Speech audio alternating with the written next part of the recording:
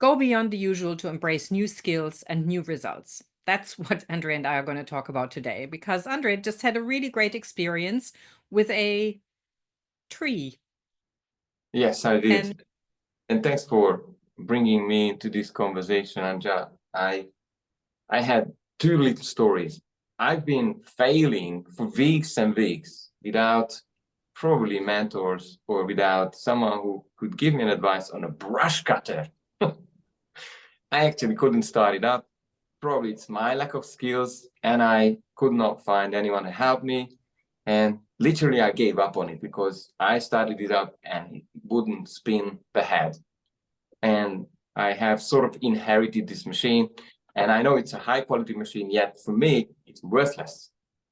Now, the other story is the tree, which I had to sort of cut two trees on this property here, and they were quite big ones. And I was able to gather enough information. And I always say 3 to 5 things you need to really break into a new area of life, to play a game which will take you to the next level. And I was able to fell 2 trees the other day with learning from basically really good quality videos with mentors from Canada who had been doing it for 20, 30 years. But again, being careful who your mentor is and what their results are, I think is absolutely another key. But Angela, do you want to tell us how you've been able to break out of the ordinary, the old version of you, and experience something outside of your comfort zone?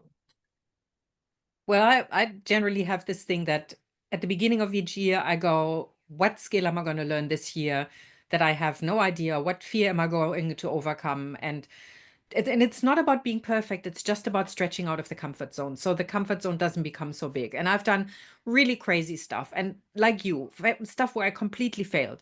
Quantum mechanics, not my thing. I lasted 2 sessions and I was out. But improvisational theater or theater sports, brilliant, but not initially. I was, like being on stage for me or any kind of public speaking was really, really difficult for me. And so I did this, I signed up for this course and I was on my way. And then I realized that I don't know where I was, but I had turned around and I was on my way back home again. So I had made a U-turn at some point and I was driving back because I was so petrified that the thought of going and into this environment just was too scary. And then I went, okay, you know what? What's the worst that can happen? And so I did go after all, and I finished the course and I had the best time. It was so much fun once I let go of this whole, it's got to be perfect, because I still had that, I got to be really good at that because I loved it so much when other people did it. So. That's a very powerful story. And more so, I would just ask you, and so you can confirm to me that how much that public speaking and maybe even improvising in front of the camera has taken your business to a whole new level. Do you want to share that just for the audience to understand? Completely, because it's like stepping stones, right? I mean, I started off with being able to speak publicly. I had such bad stage fright. I couldn't talk to more than two people without wanting to throw up. So I worked on that. And then the improvisational theater, as in, become more fluent and more comfortable. And then I took it to podcasting, which was something that really, I mean, like this would not have happened. So there was one step after another. So I would probably suggest that if you start with the really big dream, don't do that. Start with smaller ones.